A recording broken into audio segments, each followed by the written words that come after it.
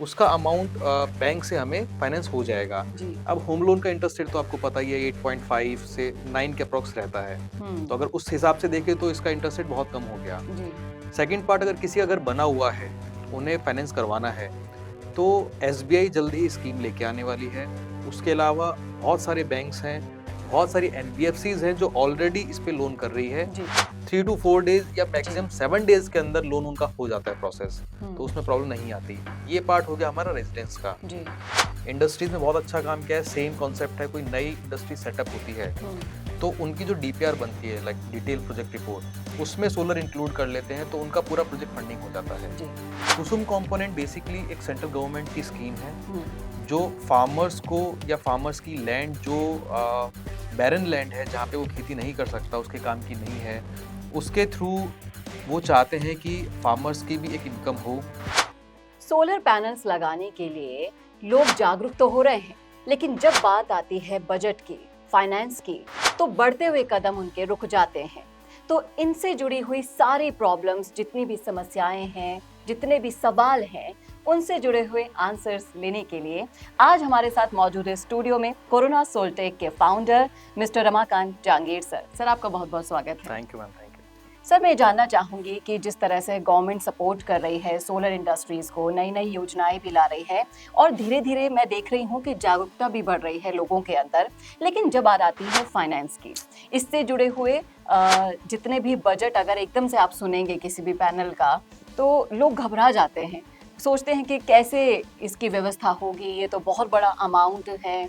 तो क्या home setup और बिजनेस सेटअप के साथ साथ ये कुसुम कंपोनेंट क्या है, ये भी बताइए, और किस तरह से क्या इन दोनों सेटअप के लिए अलग अलग लोन्स भी अवेलेबल है? फाइनेंसिंग की बात करें तो नो डाउट सोलर थोड़ा सा इनिशियल अमाउंट, उसका जो इन्वेस्टमेंट है थोड़ा कॉस्टली है, बट आज की डेट में इसके फाइनेंसिंग के ऑप्शन बहुत सारे हैं जी।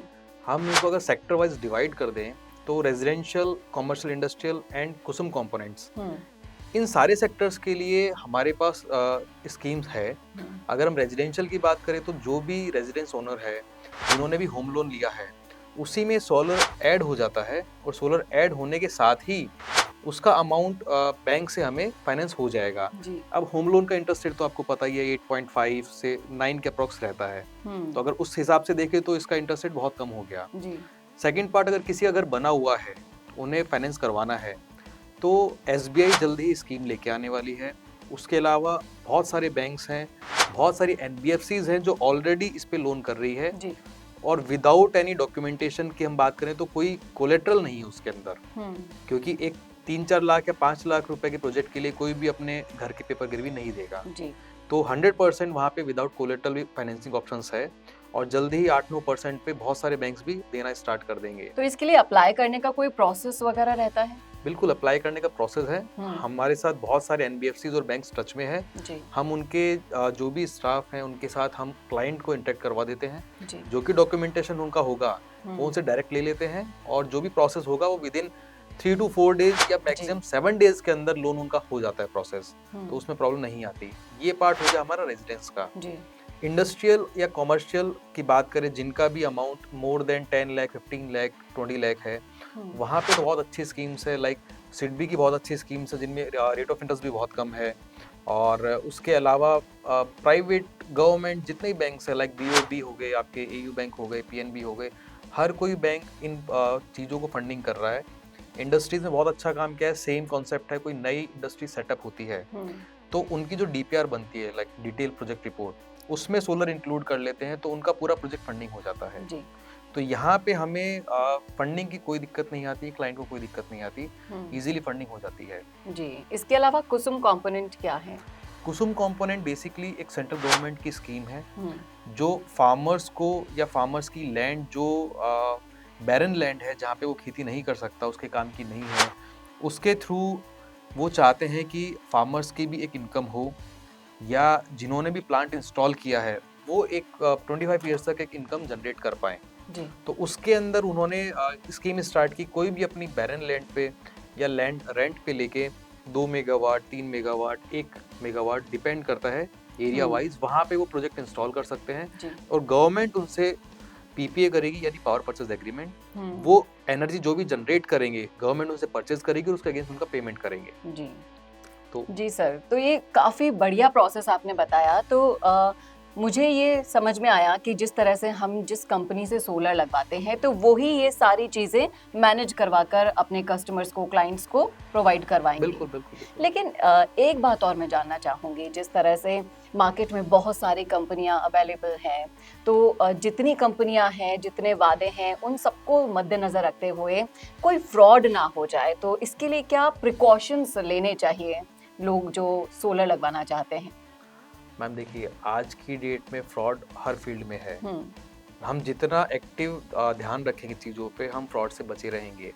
कोई भी कंपनी अगर आपसे अपफ्रंट किसी भी चीज़ का कोई चार्ज करती है, लेट सपोज आज इंटरव्यूअर के लिए बहुत सारी कंपनियां हैं, हायरिंग के लिए, रिक्रूटमेंट के लिए, बट कोई कंपनी कहती है कि हम आपको 10,000 रुपीज़ चार्ज करेंगे, इसका मतलब वो फ्रॉड है।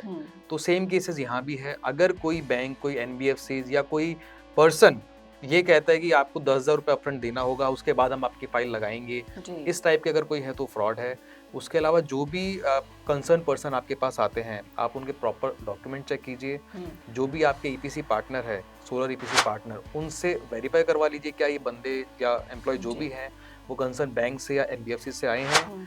प्लस उनके जो पॉलिसीज़ हैं, लाइक उनका रेट ऑफ इंटरेस्ट, आप उनके फोरक्लोजर चार्जेस, आप उनके फाइल चार्ज, उन सब पे भी डिस्कस कर सकते हैं। अगर वो आपको कहीं भी लगता है कि ये हमारे साथ फिट नहीं हो रहा है, तो आप उसको छोड़ के किसी दूसरे के साथ भी टाइप कर सकते हैं जहाँ भी आपको ठीक लगे, क्योंकि बहुत सारे ऑप्शंस अवेलेबल हैं हमारे पास। जी बिल्कुल। इसके साथ साथ मैं ये भी जानना चाहूँगी, जैसे हम लोन की बात कर रहे हैं, लीजिंग की बात कर रहे हैं, बीपीएस की बात कर रहे हैं, तो ये बेसिकली होते क्या है? मैं चाहूँगी कि आप शॉर्ट में हमारे दर्शकों को ये समझा दीजिए। मैम बेसिकली लोन तो सिर्फ ये है कि आपको कोई प्रोजेक्ट इंस्टॉल करने के लिए कुछ फंडिंग रिक्वायर्ड है, लाइक 5 ईयर 10 ईयर के टेन्योर पे। शॉर्ट टेन्योर आप उसको 3 ईयर भी कर सकते हैं, आपके सहूलियत पे डिपेंड करता है। ये आपका एक चीज़ हो गया। पीपीएज, अगर आप कोई प्रोजेक्ट इंस्टॉल करके वो एनर्जी सेल कर रहे हैं गवर्नमेंट को या किसी थर्ड पार्टी को, तो वो आपके पीपीए हो गए, पावर परचेज एग्रीमेंट जी। और इसके अलावा कुसुम के अंदर ही पीपीए होते हैं। और इसके अलावा अगर आप किसी इंडस्ट्री के लिए प्रोजेक्ट इंस्टॉल करते हैं तो वहाँ भी पीपीएज होते हैं। तो सर कोई लोन की लिमिट्स वगैरह भी डिसाइड है या फिर कितना भी हम लोन ले सकते हैं? मैम लोन की लिमिट अगर बात करें तो आज की डेट में अप टू 8 CR 8 करोड़ रुपए तक का आप लोन ले सकते हैं जी। तो लिमिट जो है वो बहुत हायर है और उसमें किसी को कोई प्रॉब्लम नहीं आती, इजीली फंडिंग हो जाती है जी। होम सेटअप्स के लिए तो खैर इतने बड़े लोन की जरूरत नहीं होती, लेकिन इंडस्ट्री और बिजनेस सेटअप के लिए काफ़ी अच्छी लिमिट्स यहाँ पर आप बता रहे हैं कि 8 करोड़ तक हम लोन ले सकते हैं। तो जितने भी आपने क्वेरीज थी उनका बहुत ही बढ़िया तरीके से समाधान कर दिया सर। मैं चाहूँगी हमारे दर्शक जो देख रहे हैं वीडियो, अगर सोलर से जुड़ा हुआ कोई भी ऐसा मुद्दा आपके पास है या फिर कोई सवाल आपके पास है तो आप कॉमेंट कीजिएगा, हम उस पर आपके उस समस्या का समाधान लेकर आएंगे। सर हमसे जुड़ने के लिए बहुत बहुत शुक्रिया आपका, और सोलर से जुड़ी सारी जानकारी के लिए देखते रहिए वीडियोस। नमस्कार।